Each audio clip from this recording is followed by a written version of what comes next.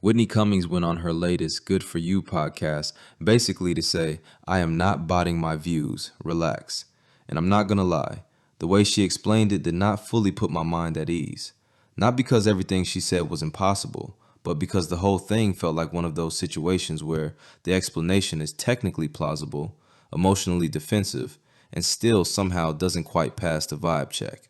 The accusation floating around is that her podcast gets way more views than likes, comments, or visible engagement, and people are saying that looks like bots or inflated metrics. Whitney's response is basically, first of all, YouTube would never allow that. I owe an apology to some people, and it's actually pretty serious. I feel bad. There's no easy way to say this. I do need to openly apologize to a couple people who have accused me of hiring bots to watch my podcast or hack the numbers of the podcast. I am not even erudite enough about bots to know what exactly I'm being accused of, but I'm going to apologize anyway. Also, look, if anything they are accusing me of, to be clear, was true, inflating numbers artificially on YouTube are fraud. It's called fraud. YouTube would have taken my channel by now, but we're going to keep logic out of this. Okay. You're not insulting me. You're kind of insulting YouTube. You're just calling YouTube criminals. But it's weird when someone insults you, they accidentally reveal how powerful they think you are. Like if I was using bots to have fake numbers on my podcast or whatever, what they're saying is you're committing a crime on YouTube. And it's like, well, YouTube would call you. No, she has YouTube in the palm of her hand.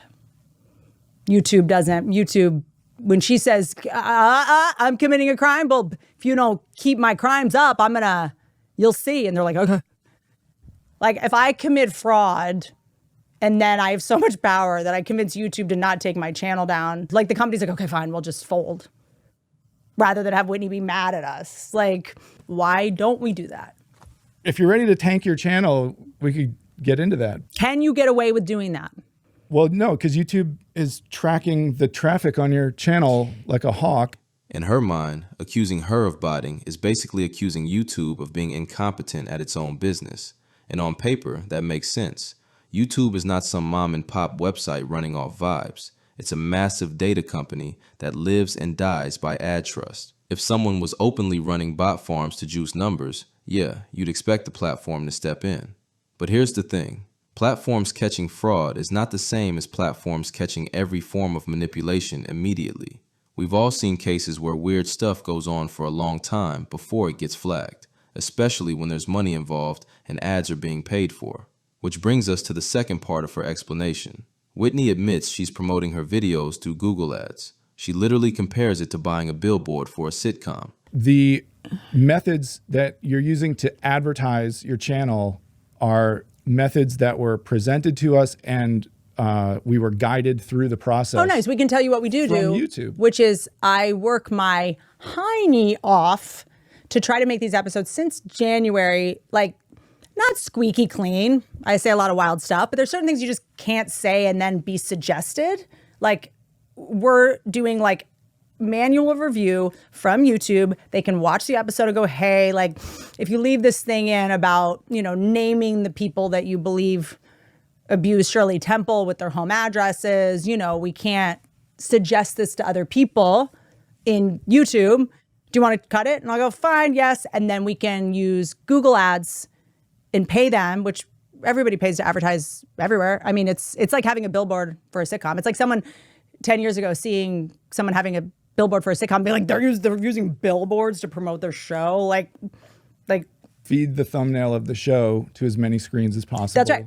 And if they click on it, great. If they don't click on it, fine. If they don't watch the whole episode, fine. But, I do want to hear about this because I'm kind of obsessed with, like how this is done. Because I don't even think the people that are accusing of it maybe know what's happening. It's like, I just kind of want to know because, how like women watch shows about like how other women murdered their husbands. Like, I just want to know how they did it. I'm not going to do it.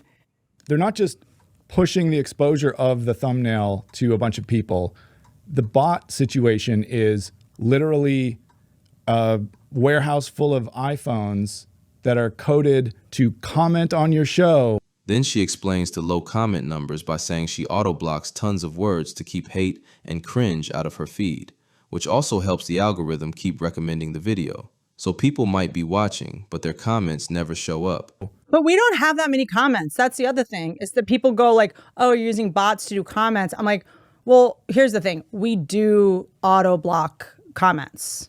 I auto block comments. So if your comment got blocked, sorry, you're going to have to flirt with me another way. I'll admit anything I do. Like, I will admit truly anything that I do. And we auto block comments because it's like, normal people don't want to read this like wild hate in someone's YouTube. I mean, you guys do, the like trolls probably do. They get often. I have to auto block words.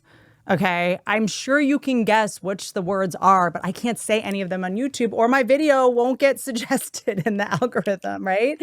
So this is just something that we're doing. Last January, YouTube tells us, hey, here's the stuff that's going to stop you from being able to be a suggested video or to be promoted, right? It's medical stuff. Like you noticed this year, I'll say like, I can't say that. Pat, can I say that? I'll come up with a stupid word instead of the actual word to try to get around it. This is what we did in network television forever. They'd be like, you can't say Powerade or you got to say Gatorade because we have a deal with Gatorade. I'm like, no problem. Like, I'm sure. Why not? The point is to stay as small as possible, but say that thing.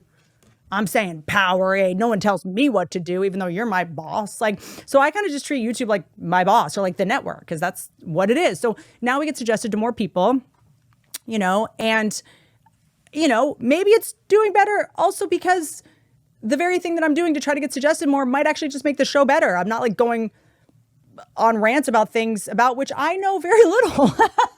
So if you stack all that together, yes, it is possible to get big view counts with weird-looking engagement if you're aggressively playing the algorithm game and running ads. That part is not crazy. What makes it feel strange is how defensive she gets about the whole thing and how much she frames the criticism as jealousy or bitter former comics trying to farm hate clicks off her name. She literally suggests that the people accusing her are helping her numbers by hate-watching her content and making response videos about her. In her version of the story, this is all proof that she's a numbers machine in the attention economy, and the haters are basically doing free promo, which, okay, maybe. But that explanation also conveniently turns any criticism into validation, which is always a little suspicious. Because at that point, no matter what happens, you're winning. If people watch, you're winning. If people criticize, you're winning. If people question your numbers, you're winning. That kind of logic is emotionally comforting, but it's not exactly grounded. Here's the part that I think is way more likely than Whitney personally running some secret robot army.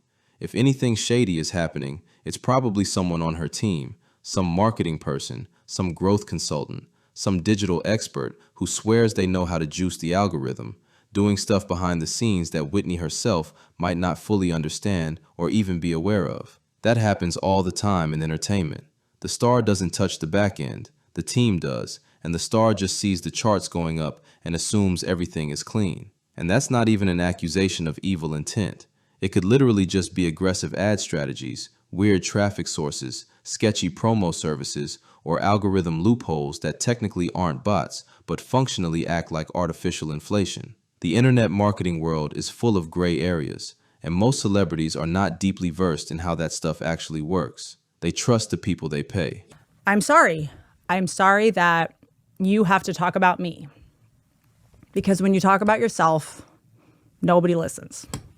Like, I can have nothing but compassion for the person who this is like their thing. These men aren't young. These are grown men, like adult men.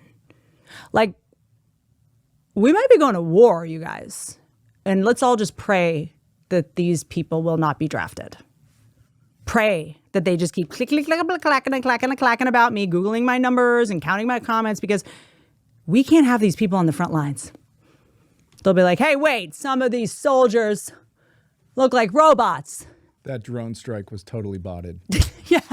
They'll be like, hey, those soldiers look like robots. Their shoulders are way too big. No man has a shoulder that big. Yeah, they do if they're not online all day. Clickety-clacking. If someone with a podcast sees my comments and is like, there's not 50,000 comments and people comment, it's like, well, maybe you get a lot of comments because the people who listen to your podcast want to fight in the comment section all day. Maybe the people that listen to my podcast have a purpose in life. Maybe they like are sober. Maybe the people who listen to my podcast do other things or like have families or maybe they send me DMs instead of a public insult. I respect a DM. I've had plenty of people go, hey, this new podcast, like, I don't know about this. That wasn't right. And I'm like, dude, thank you. Thank you. I respect that. I have had so many DMs from people that were actually like super constructive. They'd be like some woman was like, hey, you said this about, formula feeding and actually this. And I was like, I was joking, but like, thank you. I should correct that. I appreciate it. Putting it out public, you don't want to fix it. You don't want to correct me. You don't think I suck. You're just trying to make friends. Whitney might genuinely believe everything she's saying, but also be surrounded by yes men who have zero incentive to say, hey, these numbers don't look right, because nobody wants to be the person who tells the boss that something feels off, especially when the boss is sensitive about public perception and already getting attacked online. And to be clear, I'm not saying she's definitely cheating the system. I'm saying her explanation feels like someone defending the legitimacy of the machine without actually being in the engine room. She's arguing from trust in YouTube and trust in her team, not from first-hand control over the mechanics. What also makes this whole thing kind of ironic is that comedians, including Whitney, constantly roast fake influencers, fake engagement, fake celebrity culture, and people buying clout. But the moment that same suspicion lands on them, suddenly it's not a systemic problem anymore. It's just jealous haters who can't stand success. Are you accusing the people that are in your comments about the views of having bought a book? No, no. Well, the bots wrote my book is what I'm saying. I did hire bots to write my book, but these are people that like make podcast episodes about this. Okay. And look, I think that most people online that are in these kind of like melees, like they don't think that they can make a friend, so they settle for a fight. Like, it's my thing, and I've said this before, of like, I don't think I deserve love, so I settle for being used. Like, I think these fights make people feel alive. You get adrenaline, you get dopamine. I get it, dude. I follow snakes. I see a snake, I'm like, where are you going? Look, I don't understand the YouTube space and the podcasting space. I know that controversy is currency, but being an old, miserable guy who's mad at me for making it in comedy, it's not controversial. That's actually the default. Spending all day making YouTube videos about me and bots or whatever, it just like, it kind of makes you look like old. It's like an old take. It's like a boomer take to be like, female comic isn't funny. It's like when my sitcom came out, everyone was like, bah, the Nielsen machines must be broken. Like, you tried to make that fake too. Oh, she slept her way to the top. Like, okay, like there was always some reason. So everything y'all did, it's been done, right? And it's all about originality now. Like Pat said, there's other things to come from before. It's like, there's nothing more embarrassing than your trolls being unoriginal. And you know what? There's plenty of female comics. And, I think I was thinking the other day, I was like, why me? And we know why me. We know. Sorry, I'm trying to not look like a complete maniac. Do I look like I'm in like the Hocus Pocus reboot as like the funeral home director? You know why.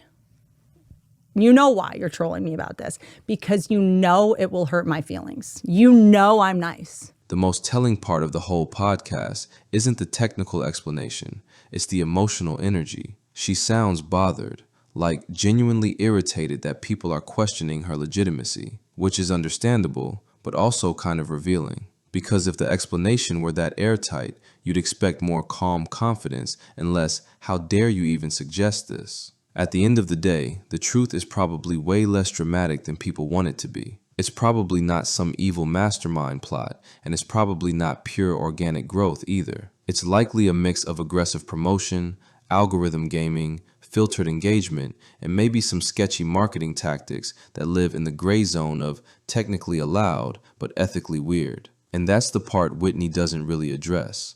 Not whether she personally hired bots, but whether chasing numbers this hard turns the whole thing into something that starts to look artificial, even if it technically isn't. Because when your views look disconnected from your audience's actual energy, people are going to ask questions. Not because they hate you, but because the internet is trained to smell fake stats from a mile away. So yeah, maybe she's right and YouTube would shut it all down if something illegal was happening. But legality isn't the same as authenticity. And for someone whose career is built on being brutally honest and calling out nonsense, it's a little strange to see her lean so hard into corporate logic and algorithm obedience as proof that everything is fine. If nothing else, this whole episode shows how much the numbers game messes with people's heads. Not just fans, but the creators themselves. Because once the conversation becomes about metrics instead of connection, everyone starts acting a little paranoid, a little defensive, and a little too obsessed with proving they're still winning.